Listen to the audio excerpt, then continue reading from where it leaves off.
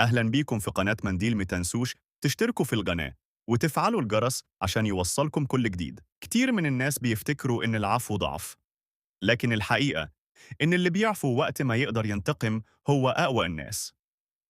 في الحلقة دي هنتكلم عن معنى العفو عند المقدرة، إزاي يغير حياتك وإزاي يخلي قلبك مرتاح ومليان نور. موضوعنا النهاردة عن قيمة عظيمة كلنا محتاجينها في حياتنا: العفو عند المقدرة. إزاي إنك تكون قادر ترد وتنتقم لكن تختار إنك تسامح؟ دي مش لحظة ضعف، دي لحظة قوة حقيقية.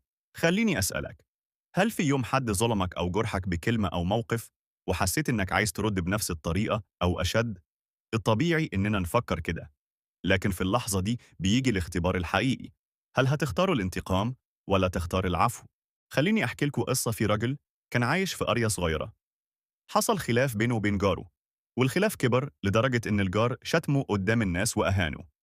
الكل توقع إنه هيرد بنفس الأسلوب أو هيقضيه، لكنه اكتفى بابتسامة وقال: سامحك الله، مش هخلي الغضب يحرق قلبي. الناس كلها اتفاجئت، وبعد فترة الجار نفسه رجع يعتذر قدام الجميع وقال: أنا اللي غلطت، وهو اللي علمني معنى الكرامة الحقيقية.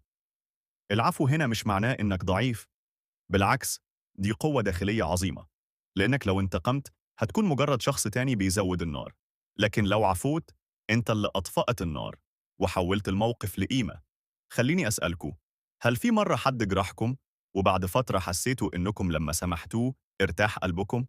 جربوا تفتكروا الإحساس ده، غالباً هتلاقوا إن الراحة اللي جت من العفو كانت أكبر من أي متعة انتقام. النبي صلى الله عليه وسلم كان خير قدوة. يوم فتح مكة بعد ما قريش أذوه وطردوه وحاربوه، كان يقدر ينتقم منهم بسهولة، لكن قال: اذهبوا فأنتم الطلقاء، يعني عفى عنهم كلهم وهو في قمة قوته. مين يقدر يعمل كده غير شخص قلبه مليان نور ورحمة؟ طيب إيه اللي بيخلي العفو صعب؟ الكرامة المجروحة والغضب ورغبة الإنسان الطبيعية في رد الحق. لكن خليني أقول لك حاجة، الانتقام ممكن يبرد لحظة، لكن العفو بيريح العمر كله. تعالوا ناخد خطوات عملية تساعدنا على العفو. 1. استحضر نية رضا الله. افتكر إن كل مرة بتعفو ربنا بيضاعف لك الأجر. 2. فكر في نفسك لما تعفو، مش بتكرم اللي قدامك بس، أنت بتكرم نفسك وبتحرر قلبك من الغل. 3. تذكر ضعفك البشري، زي ما إحنا بنغلط وبنحتاج الناس تعذرنا، غيرنا برضه ممكن يخطئ ويحتاج عفو. 4. مارس العفو في الصغائر. ابدأ بأبسط المواقف. لو حد أخطأ فيك خطأ بسيط، جرب تقول: سامحتك من قلبك، هتلاقي قلبك بيصفى تدريجياً. جملة للتأمل: أقوى الناس مش اللي يسيطر على الآخرين، أقوى الناس اللي يسيطر على نفسه ساعة الغضب. خليني أحكي لكم قصة عظيمة عن العفو في السيرة.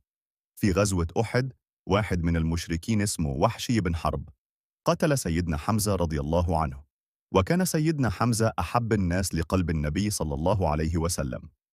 لما أسلم وحشي بعد كده راح للنبي صلى الله عليه وسلم، وتخيلوا، النبي كان يقدر يرفضه أو يعاقبه، لكن النبي صلى الله عليه وسلم قبل إسلامه وعفى عنه، رغم أنه قتل عمه وأغلى إنسان عنده. شوفوا العظمة، ده مش بس عفو، ده عفو عند أعظم جرح ممكن حد يتعرض له.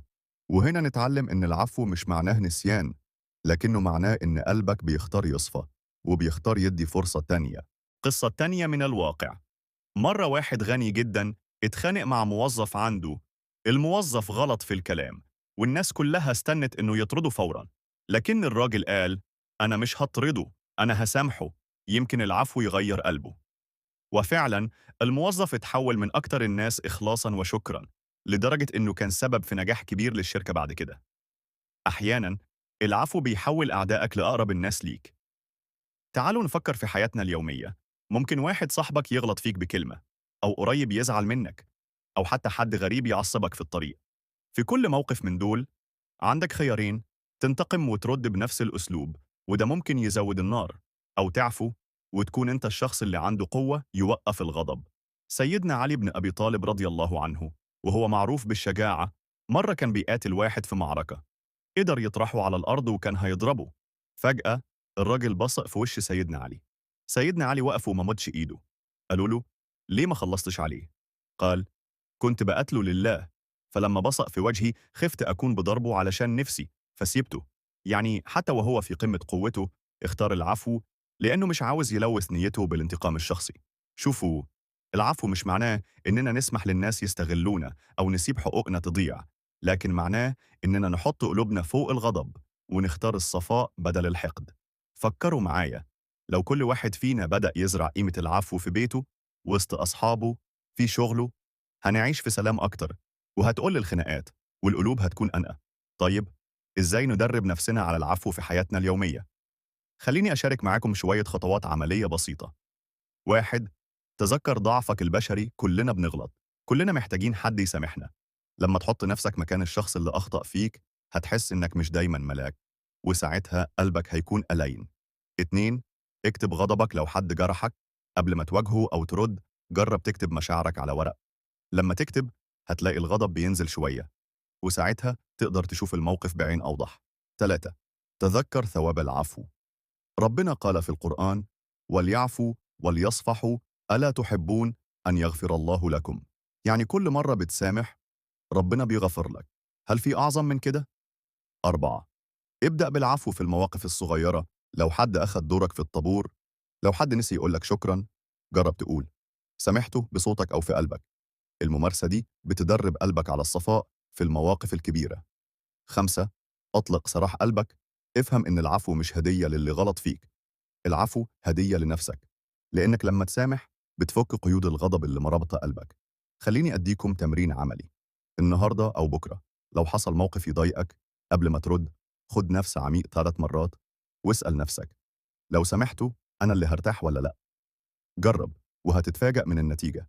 في مقولة جميلة: العفو هو أن تعطي من ظلمك فرصة جديدة، لا لأنه يستحقها، بل لأن قلبك يستحق السلام.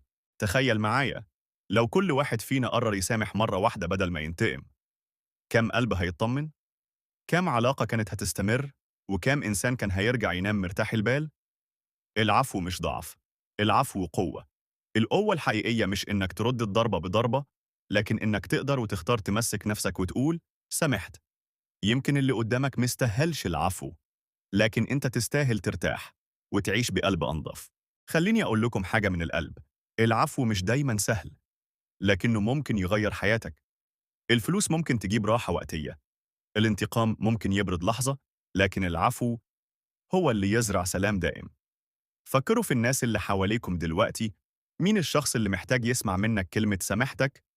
جربوا تقولها، يمكن تفتح باب لسلام عمركم ما كنتم متخيلينه. وبكده نوصل لنهاية الحلقة. لو عجبتكم الأفكار، ما تنسوش تشتركوا في قناة منديل وتشاركوا الحلقة مع أصحابكم. وخلي دايما شعارك: سامح، تعيش مرتاح.